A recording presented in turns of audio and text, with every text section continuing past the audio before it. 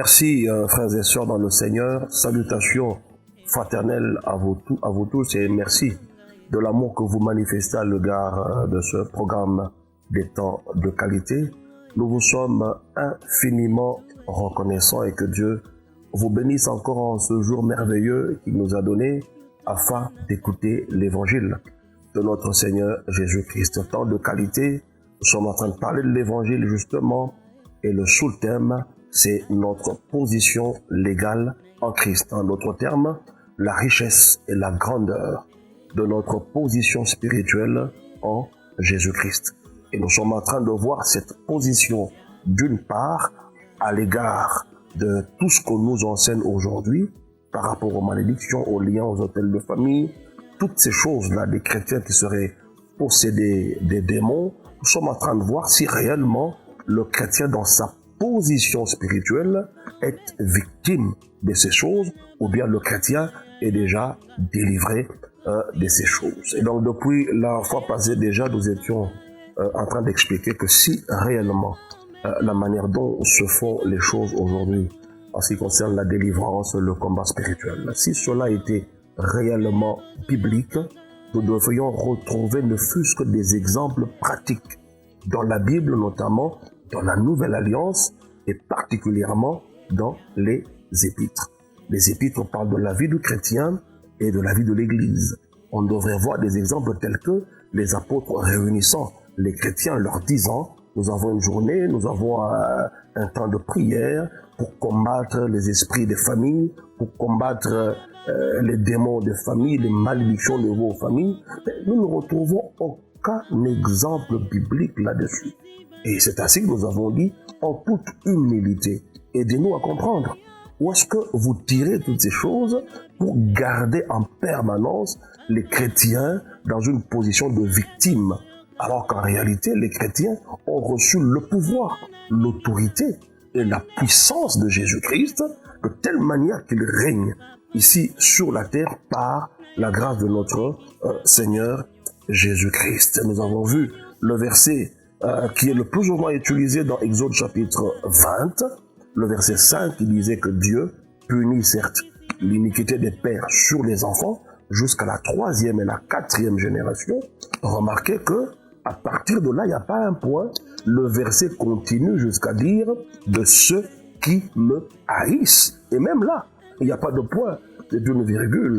Et donc l'idée n'est pas encore achevée. Il faut aller jusqu'au verset 6 qui vous dit que Dieu nous bénit jusqu'à la 1000e génération parce que nous l'aimons et que nous gardons ses commandements. Et donc quand vous lisez Exode chapitre 20, verset 5 et le verset 6, l'idée, la pensée derrière ces deux versets, ce n'est pas que Dieu est en train d'affirmer que nous devons vivre la malédiction, que nous sommes victimes des malédictions de famille.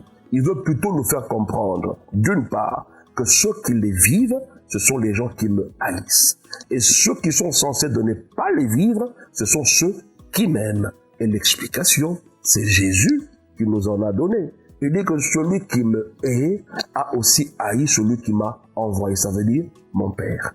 Et dès lors que vous haïssez Jésus, en d'autres termes, vous refusez de croire en lui, vous tombez sous le coup d'Exode, chapitre 20, le verset 5.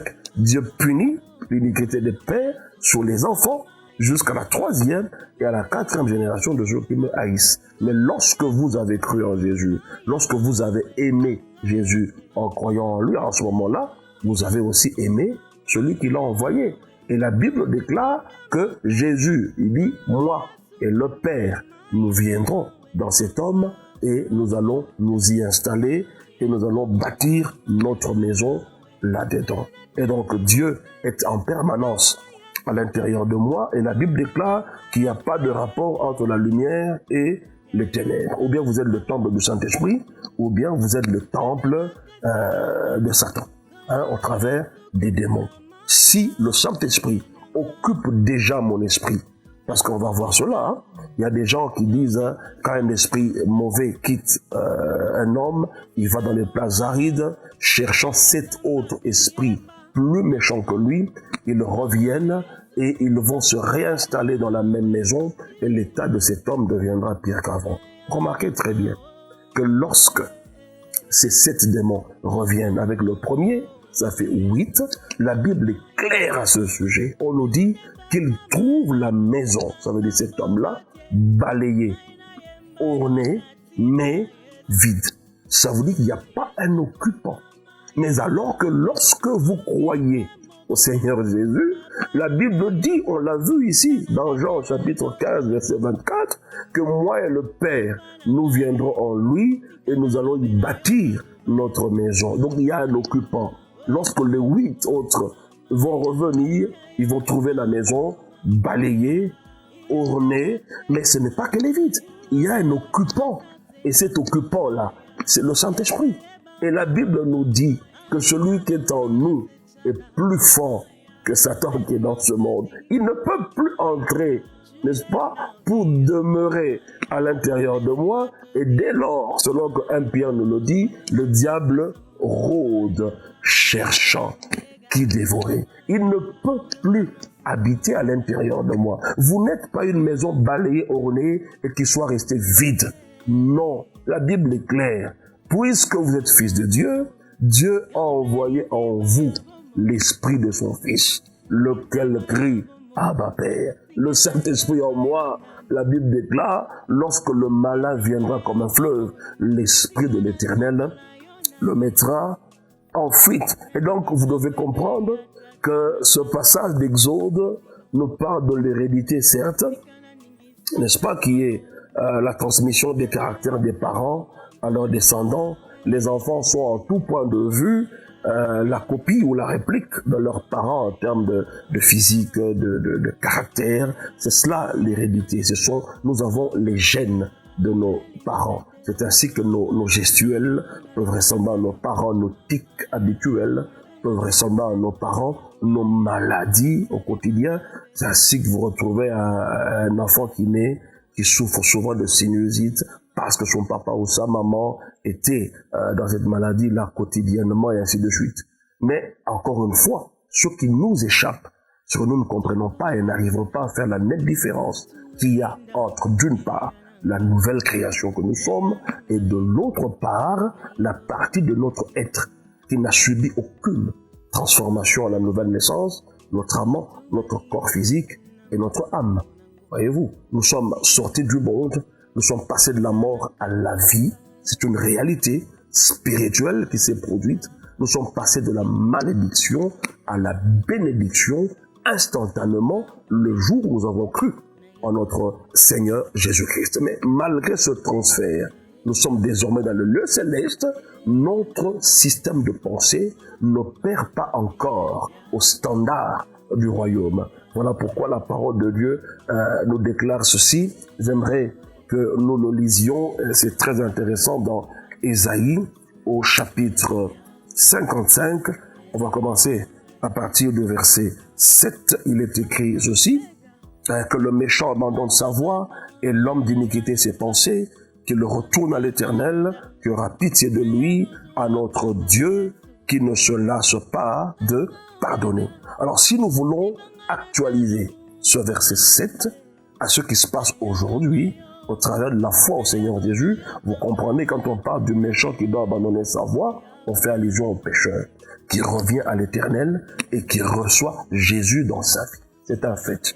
Et le verset 8 dit ceci, « Car mes pensées ne sont pas vos pensées, et vos voix ne sont pas mes voix. » Remarquez que vous pouvez naître de nouveau. Vous êtes passé d'un état A vers un état B, réellement sorti de la malédiction, et vous êtes dans la bénédiction. Mais votre tête n'est pas encore en accord avec ce qui s'est passé sur le plan spirituel. C'est ce qu'on nous dit ici au verset 8. « Car mes pensées ne sont pas vos pensées. » Alors, puisqu'il en est ainsi, la conséquence, la partie B du verset dit « Et vos voix ne sont pas mes voix. » Ça veut dire en d'autres termes, aussi longtemps que ma pensée ne s'accordera pas à la pensée de Dieu lorsque je suis né de nouveau, alors même mes voix, ça veut dire la pratique de ma vie, ne sera jamais la pratique de la vie que Dieu attend que j'expérimente sur la terre. Donc je ne m'engagerai jamais sur la voie que Dieu a déjà accomplie et préparée pour moi. simplement parce que ma tête n'opère pas encore au standard du royaume. J'opère encore au standard des humains, au standard de ce que la religion m'a enseigné, au standard de ce que ma culture m'a enseigné quotidiennement. Et donc, le grand travail qui doit être fait, c'est celui du renouvellement de l'intelligence. Et deuxièmement, notre corps ici aussi a déjà été crucifié. Il faut que cela devienne une réalité. Nous devrions, n'est-ce pas, discipliner notre corps physique. Donc encore une fois, quand on parle d'hérédité, on fait allusion à notre corps physique. C'est normal.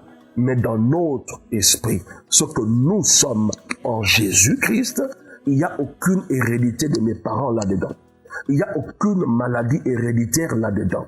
Et c'est de là, dans mon esprit, que je puise toutes les ressources dont j'ai besoin afin de les manifester dans mon environnement de vie. Donc les enfants sont réellement la réplique de leurs parents sous le plan naturel.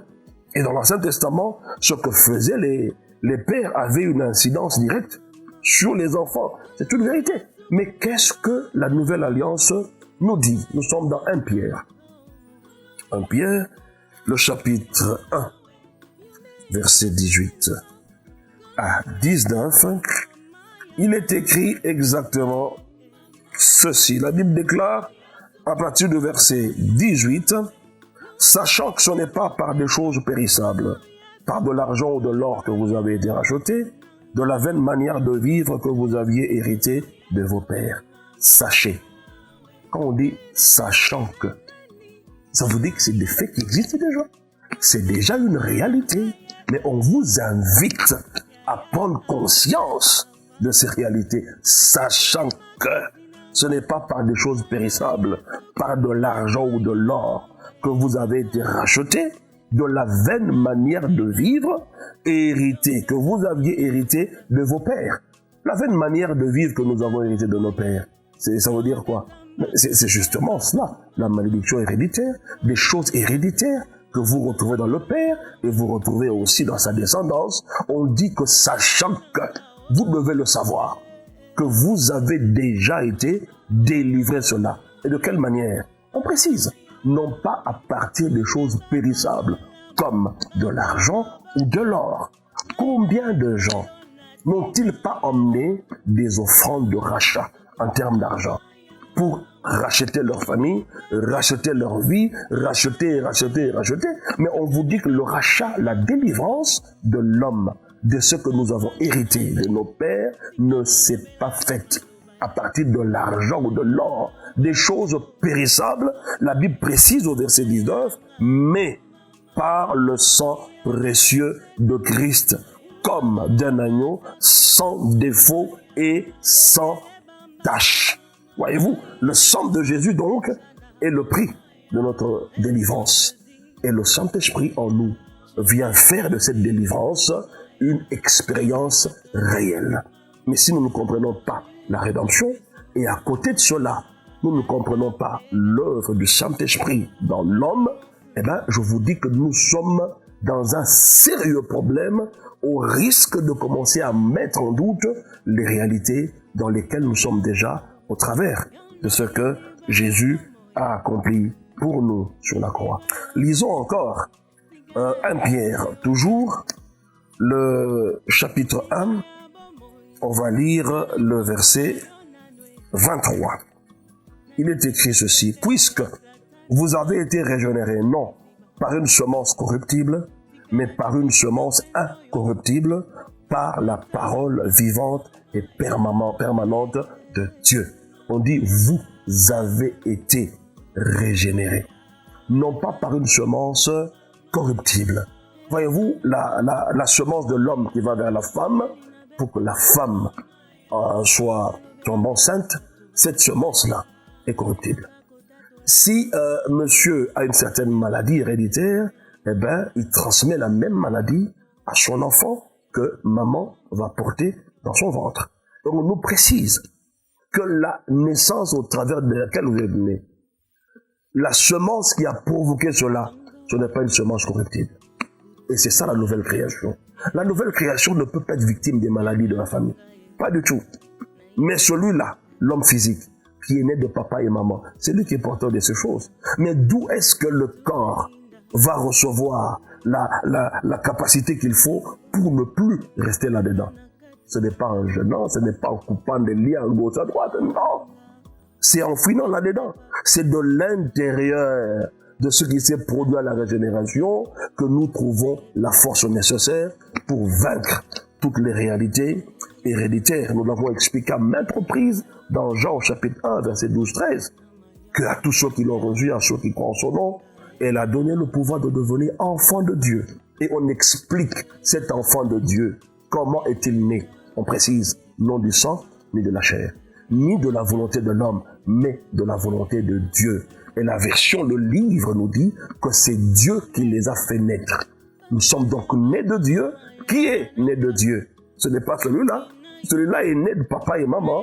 Et je suis sorti à la maternité. La nouvelle création, maman n'a pas été à la maternité pour que la nouvelle création vienne donc au monde. Donc vous devez comprendre que tout cela, c'est du côté spirituel. Et maintenant, à mesure que ces réalités se font de plus en plus claires dans notre conscience, et à mesure que nous nous l'approprions par la foi, nous verrons nécessairement notre comportement pratique changer.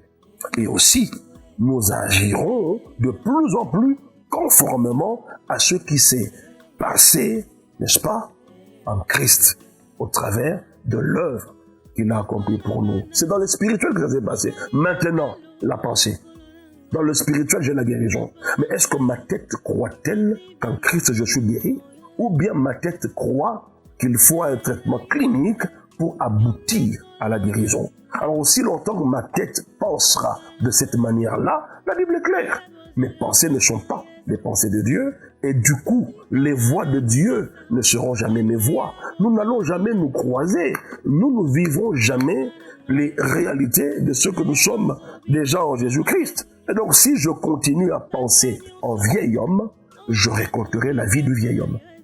Mais si je discipline mes pensées, on regarde la parole de Dieu, telle que la Bible déclare dans Romains, le chapitre 12, le verset 2, alors en ce moment-là, mes pensées se renouvellent, alors je vivrai la vie de la nouvelle création. Nous pouvons voir cela dans Philippiens, le chapitre 4, Philippiens chapitre 4, le verset 8. Nous avons déjà parlé de ceci dans un de nos numéros de temps de qualité, mais c'est toujours bon de revenir sur des choses aussi importantes. Philippiens chapitre 4, verset 8, on dit « Au reste, frères, que tout ce qui est vrai ». Remarquez bien, on dit « au reste ». Ça veut dire qu'il y a des choses qui nous ont été dites. Maintenant, en ce qui reste maintenant à faire. Parce que quand vous remontez, par exemple, au verset 4, on dit ceci, « Réjouissez-vous toujours dans le Seigneur ». Je le répète, réjouissez-vous. Pourquoi nous demande-t-il de nous réjouir? On se réjouit que parce que la joie est là, parce qu'on a compris les merveilles auxquelles nous sommes en droit de nous attendre en Christ quand nous y pensons. Même si nous ne les avons pas palpés ni vus, la Bible nous dit « Réjouissez-vous, que votre douceur soit connue de tous les hommes, le Seigneur est proche. Ne vous inquiétez de rien, mais en toute chose faites connaître vos besoins à Dieu, par des prières et des supplications, avec des actions de grâce. Pourquoi on a des actions de grâce? Parce qu'il est impossible que vous priez selon la volonté de Dieu, par la foi, et que Dieu n'exauce pas. Alors celui qui croit qu'il est exaucé, celui qui croit qu'il est déjà délivré, doit toujours ajouter des actions de grâce. Et septièmement, et la paix de Dieu qui surpasse toute intelligence gardera vos cœurs et vos pensées en Jésus-Christ. Alors si vous n'avez pas la paix, si vous n'avez pas l'intelligence, n'est-ce pas, vos cœurs, n'est-ce pas, les pensées en Jésus-Christ, il sera difficile, mes chers frères, que vous manifestiez ce que vous êtes déjà sur le plan spirituel. Vous aurez tout le temps des inquiétudes. À chaque fois qu'on vous parlera de votre famille, qu'est-ce que vous verrez? La sorcellerie de la famille. Remarquez bien votre vie. Vous êtes hanté par les péchés de vos ancêtres, au point que vous allez même confesser les péchés de vos ancêtres, qui ne sont même pas vos péchés à vous. La Bible est claire. Il est juste et fidèle pour nous pardonner lorsque nous demandons pardon. Pardon aux péchés que nous avons commis. Ça veut dire, comme on n'a pas la lumière sur ce que Christ a fait, nous pensons que nous devons aller maintenant à la source, demandant les pardons de nos ancêtres. Peut-être que là-bas, il y a des choses qui restent encore. Non, mes chers frères, même le juge inique de ce monde vous dit que l'infraction est individuelle. Et le juste juge prendrait-il simplement tous les péchés de mes ancêtres et les mettre sur ma tête, afin que je commence jour après jour à demander des pardons imaginaires, ne sachant même pas le mal qu'ils avaient fait. Est-ce que vous voyez à quel point on peut arriver lorsque nous ne comprenons pas simplement ce que Christ a fait de nous, ce qu'il a fait pour nous, à quelle position est-ce qu'il nous a emmenés en Jésus-Christ. Et on dit finalement, au reste, frère, que tout ce qui est vrai, tout ce qui est honorable, tout ce qui est juste, tout ce qui est pur, tout ce qui est aimable, tout ce qui mérite l'approbation, ce qui est vertueux et digne de louange, soit l'objet de vos pensées. Au verset 7, vous avez déjà un indice qui vous dit « Et la paix de Dieu, qui surpasse toute intelligence, gardera vos cœurs et vos pensées en Jésus-Christ. » Pas en autre chose. Et maintenant, tout ce qu'on cite ici, tout ce qui est vrai, c'est Christ. Tout ce qui est honorable, c'est le Christ. Tout ce qui est juste, c'est lui le juste. Tout ce qui est pur, l'agneau sans tache. Tout ce qui est aimable, c'est lui, l'amour de Dieu pour nous. Tout ce qui mérite l'approbation, qui soit vertueux, digne de louange, ça veut dire Christ. Et tout ce qu'il a accompli, on dit que cela soit l'objet de vos pensées. Mais si vous n'arrivez pas encore à garder vos pensées dans ce que Christ a fait pour nous, vous récolterez toujours la vie du vieil homme. Et c'est là le problème. La difficulté que nous avons le plus souvent, cela va nous amener plus loin. Et quand vous lisez ces choses, vous comprenez très bien ce que nous sommes en train de dire. Et pour finir, nous posons une question. Alors maintenant que vous avez compris que c'est celui qui haït Dieu qui est victime de ces choses, et que vous, en Christ, vous avez aimé Dieu au travers de Jésus, et donc vous n'êtes plus victime de ces choses-là, la question que nous nous posons maintenant, que dire de ceux qui croient encore et toujours, qui sont hantés par les malédictions dues aux iniquités de leur père? La réponse est simple. C'est parce qu'ils ne comprennent pas qu'à la croix, Dieu a fait tomber sur Jésus les iniquités de nous tous. C'est simplement cela. On peut lire ça pour terminer. Ésaïe, le chapitre 53, le verset 6. Il est écrit ceci. Nous étions tous errants comme des brebis. Chacun suivait sa propre voie. Et l'Éternel a fait retomber sur lui l'iniquité de nous tous. Lui qui? Jésus-Christ. Alors maintenant, pourquoi est-ce que vous continuez à croire que c'est sur vous que se sont répandues l'iniquité de vos pères? Si cela était le cas, ok. Mais maintenant, c'est plus le cas. Et puis, remarquez que Ésaïe parle de ces choses des siècles avant même que Jésus ne vienne. Mais il met cela au temps passé. Et maintenant que Jésus est venu, il est passé par la croix, il est mort, il est ressuscité, il est monté avec nous, assis ensemble avec lui dans les lieux célestes en Christ.